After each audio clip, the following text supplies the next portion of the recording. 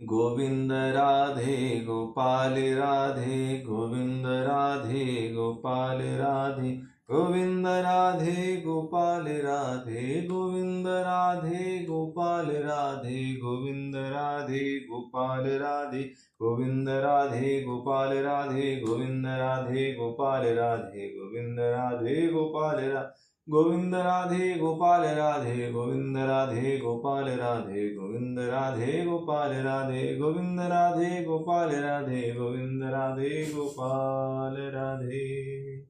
श्री गणेशाय नमः। श्री सरस्वती नमः।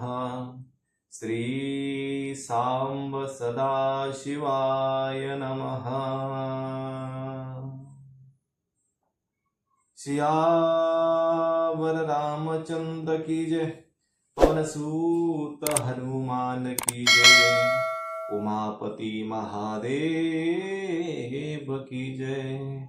जय जय श्री राधे श्याम। पिछले भाग में हमने महाराज पृथु की यज्ञशाला में श्री विष्णु भगवान का प्रादुर्भाव यह कथा सुनी। इस भाग में हम महाराज पृथु का अपनी प्रजा को उपदेश यह कथा अपने हरि उद्योग इस चैनल के माध्यम से सुन रहे हैं। तो आइए कथा में प्रवेश करते हैं। श्री मैत्रेय जी कहते हैं, विदुर जी, उस समय महाराज पृथु का नगर सर्वत्र मोतियों की लड़ियां, फूलों की मालाओं, रंग बिरंगे वस्त्रों, सोने के दरवाजों, अत्यंत सुगंधित धूपों से सुशोभित था। उसकी गलियां, चौक और सड़कें चंदन और अर्गजे के जल से सींची दी गई थी तथा उसे पुष्प, अक्षत, फल, यवाकुर, खील और दीप आदि मांगलिक द्रव्यों से सजाया गया था। वह ठोर ठोर पर रखे हुए फल फूलों के गुच्छों से युक्त केले के खंभों और सुपारियों के पौधों से बड़ा ही मनोहर जान पड़ता था तथा तब और आम आदि वृक्षों के नवीन पत्तों की बंधनवारों से विभूषित था। जब महाराज ने नगर में प्रवेश किया तब दीपक, उपहार और अनेक प्रकार की मांगलिक सामग्री लिए हुए प्रजाजनों ने तथा मनोहर कुंडलों से सुशोभित सुंदरी कन्याओं ने उनकी अगवानी की। शंख और दुधुम्बी आदि बाजे बजने लगे। ऋत्विज जन वेद ध्वनि करने लगे। वंदी जनों ने स्तुति गान आरंभ कर दिया। यह सब देख और सुनकर भी उन्हें किसी प्रकार का अहंकार नहीं हुआ। इस प्रकार वीरवर पृथु ने राजमहल में प्रवेश किया। मार्ग में जहां तहां पूर्ववासी और देशवासियों ने उनका अभिनंदन किया। परम यशस्वी महाराज ने भी उन्हें प्रसन्नता मार्ग में जहां तहां पूर्ववासी और देशवासियों ने उनका अभिनंदन किया। परम यशस्वी महाराज ने भी उन्हें प्रसन्नता पूर्वक अभीष्ट वर देकर संतुष्ट किया।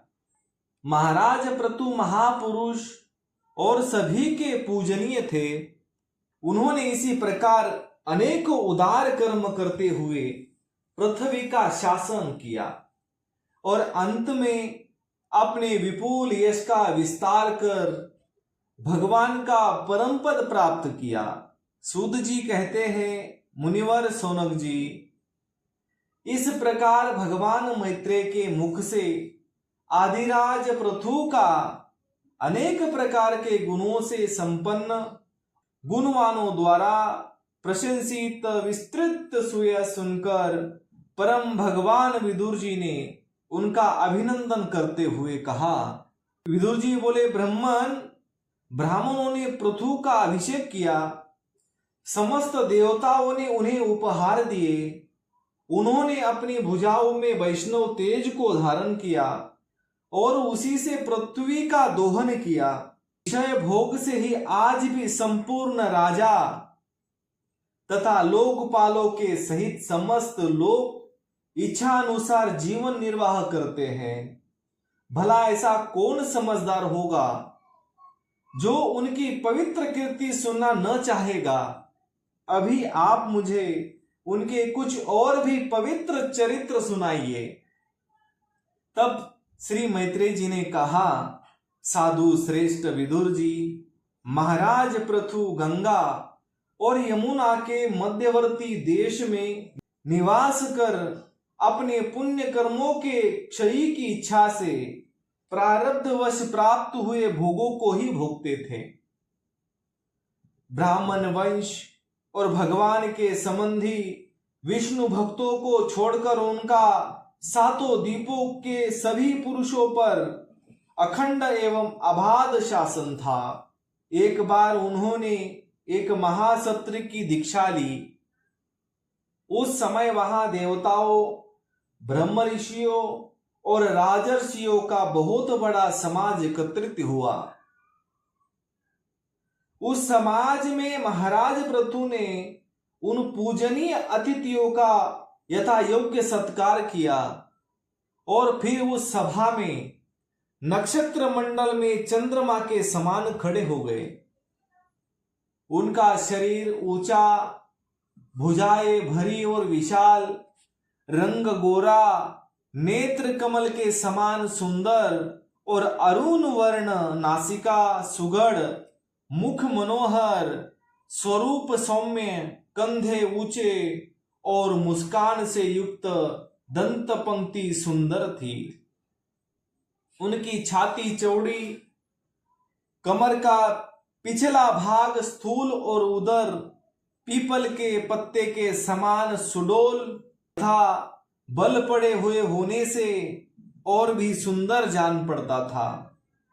नाभि भौरे के समान गंभीर थी, शरीर तेजस्वी था, जंगाएं स्वर्ण के समान दैदीप्यमान थी तथा पैरों के पंजे उभरे हुए थे।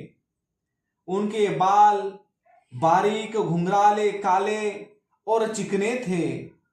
गर्दन शंख के समान उत्तार चढ़ाव वाली तथा रेखाओं से युक्त थी और वे उत्तम बहुमूल्य धोती पहने और वैसे ही चादर ओढ़े थे।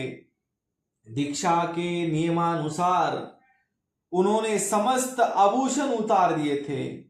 इसी से उनके शरीर के अंग प्रत्यंग की शोभा अपने स्वाभाविक रूप में स्पष्ट झलक रही थी। वे शरीर पर कृष्ण मृग का चर्म और हाथों में कुशा धारण किए हुए थे। इसी से उनकी शरीर की कांति और भी बढ़ गई थी। वे अपने सारे नित्य कृत्य यथाविधि संपन्न कर चुके थे। राजा पृथु ने मानो सारी सभा को हर्ष से सराबोर करते हुए अपने शीतल एवं स्नेहपूर्वक नेत्रों से चारों ओर देखा और फिर अपना भाषण प्रारंभ किया। उनका भाषण अत्यंत सुंदर, विचित्र पदों से युक्त, स्पष्ट, मधुर, गंभीर एवं निशंक था। मानो उस समय वे सबका उपकार करने के लिए अपने अनुभव का ही अनुवादन कर रहे थे। राजा पृथु ने कहा, सज्जनों, आपका कल्याण हो। आप महानुभाव जो यहां पधारे हैं, मेरी प्रार्थना सुने।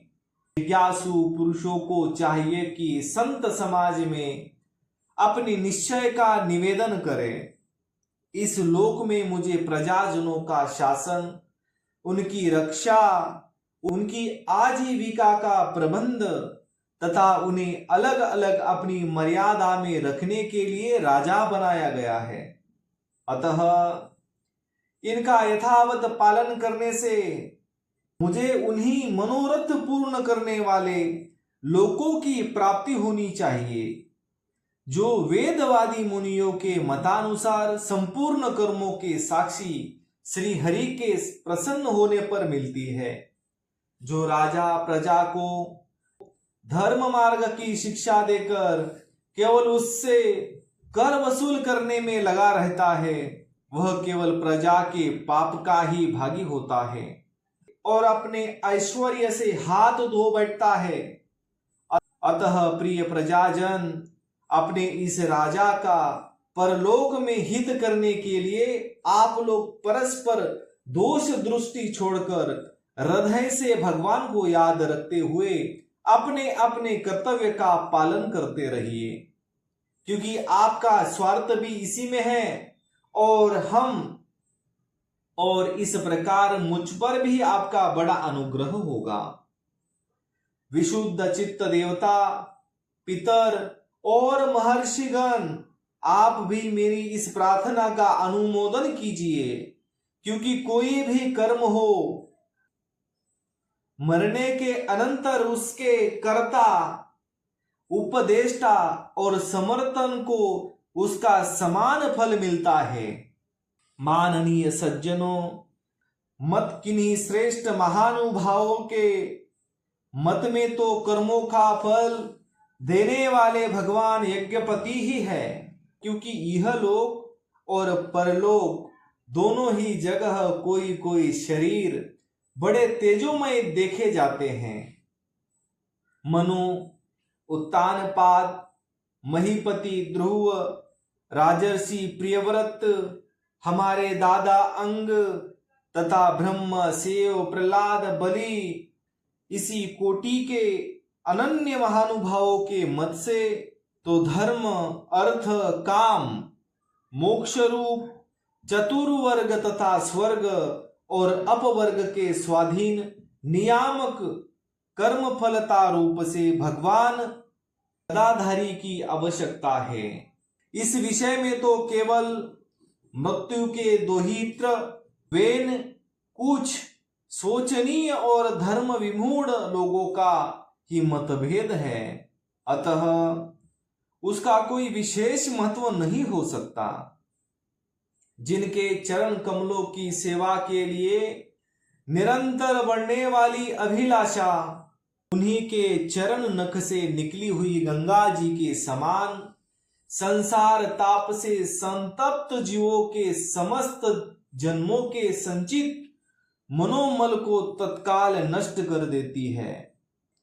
जिनके चरण तल का आश्रय लेने वाला पुरुष सब प्रकार के मासिक दोषों को धो डाल देता है तथा वैराग्य और तत्व साक्षात्कार रूप बल पाकर फिर इस दुखमय संसार चक्र में नहीं पड़ता, और जिनके चरण कमल सब प्रकार की कामनाओं को पूर्ण करने वाले हैं, उन प्रभु को आप लोग अपनी अपनी आजीविका के उपयोगी वर्ण आश्रमोचित अध्यापनादि कर्मों तथा ध्यान, स्तुति, पूजादि मानसिक, वाचिक एवं शारीरिक क्रियाओं के द्वारा भजे।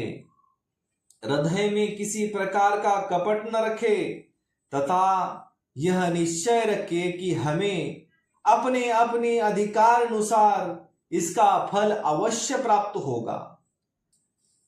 भगवान स्वरूपतः विशुद्ध विज्ञान घन और समस्त विशेषणों से रहित है, किंतु इस कर्म मार्ग में जो चावल आदि विविध द्रव्य, शुक्ल आदि गुण, अवघात आदि क्रिया एवं मंत्रों के द्वारा और अर्थ, आशय, लिंग, शक्ति तथा ज्योतिषोम आदि नामों में संपन्न होने वाले अनेक विशेषणा युक्त यज्ञ के रूप में प्रकाशित होते हैं।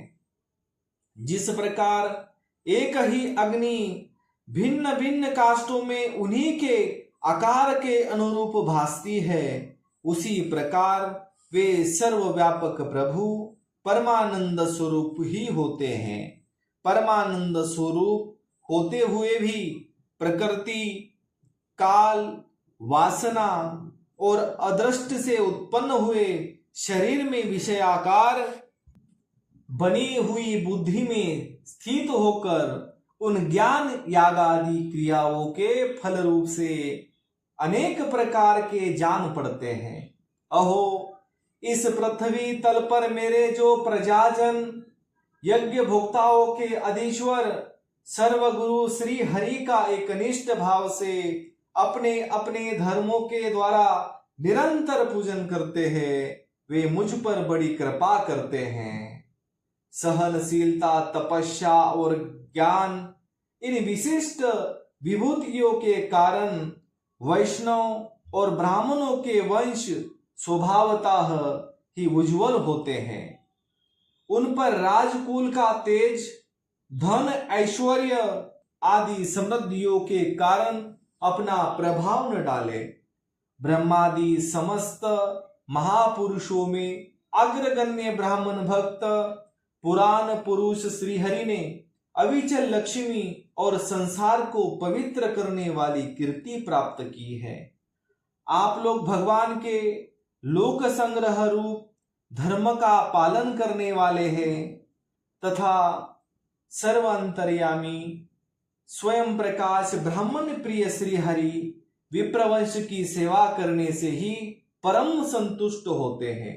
अतः आप सबको सब प्रकार से विनय पूर्वक ब्राह्मण कुल की सेवा करनी चाहिए।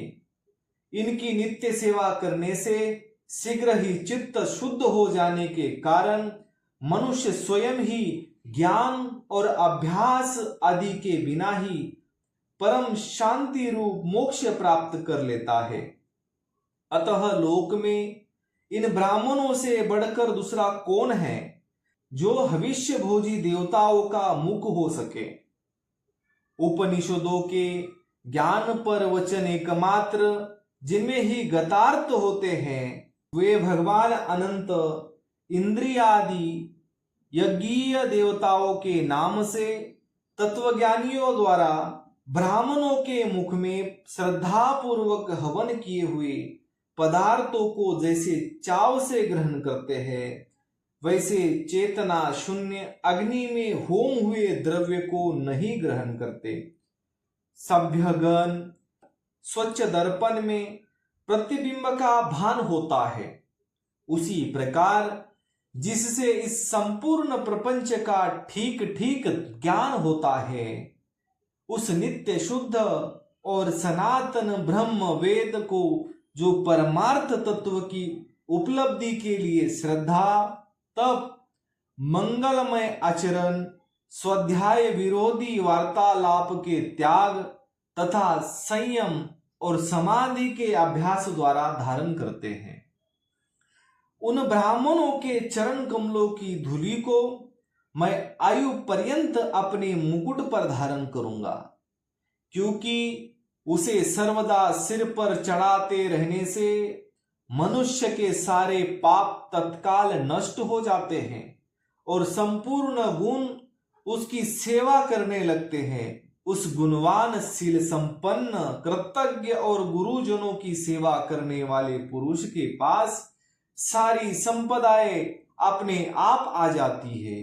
अतः मेरी तो यही अभिलाषा है कि ब्राह्मण कुल, गोवंश और भक्तों के सहित भगवान मुझ पर सदा प्रसन्न रहे। श्री मैत्रेय जी कहते हैं, महाराज, प्रतु का यह भाषण सुनकर देवता, पितर और ब्राह्मण आदि सभी साधुजन बड़े प्रसन्न हुए और साधु साधु जो कहकर अपनी प्रशंसा करने लगे, उनकी प्रशंसा करने लगे। उन्होंने कहा, पुत्र के द्वारा पिता पुण्य लोकों को प्राप्त कर लेता है, यह श्रुति यथार्थ है। पापी वेन ब्राह्मणों के शाप से मारा गया था, फिर भी इनके पुण्य बल से उनका नरक से निस्तार हो गया। इसी प्रकार हिरण्यकश्यपु भी भगवान की निंदा करने के कारण नरक में ही गिरने वाला ही था कि अपने पुत्र प्रहलाद के प्रभाव से उन्हें पार कर गया। वीरवर पृथु जी, आप तो पृथ्वी के पिता है और सब लोगों के एकमात्र स्वामी श्री हरि में भी आपकी ऐसी अविचल भक्ति है, इसीलिए आप अनंत वर्षों तक जीवित रहे। आपका श्वेस बड़ा पवित्र है। आप उदार कीर्ति ब्राह्मण्य देव श्री हरि की कथाओं का प्रचार करते हैं। हमारा बड़ा सौभाग्य है आज आपको अपने स्वामी के रूप में पाकर हम अपने को भगवान के ही राज्य में समझते हैं। स्वामी, अपने आश्रितों को इस प्रकार का श्रेष्ठ उपदेश देना आपके लिए कोई आश्चर्य की बात नहीं है, क्योंकि अपनी प्रजा के ऊपर प्रेम रखना तो करुणामय महापुरुष का स्वभाव ही होता है। हम लोग प्रारब्धवश विवेकहीन होकर संसार अरण्य में भटक रहे थे, सो प्रभु आज आपने हमें इस अज्ञान अंधकार के पार पहुंचा दिया। आप शुद्ध सत्वमय परम पुरुष है, जो ब्राह्मण जाति में प्रविष्ट होकर क्षत्रियों की और क्षत्रिय जाति में प्रविष्ट होकर ब्राह्मणों की तथा दोनों जातियों में प्रविष्ट होकर सारे जगत की रक्षा करते हैं। हमारा आपको नमस्कार है। तो आज के लिए इतना ही। कर्पूर गौरम करुणावतारम संसार सारम भुजगेन्द्रहारम सदा वसंतम हृदयारविंदे भवम भवानी सहितम नमामि। शेष चर्चा अगले भाग में। जय जय श्री राधे श्याम।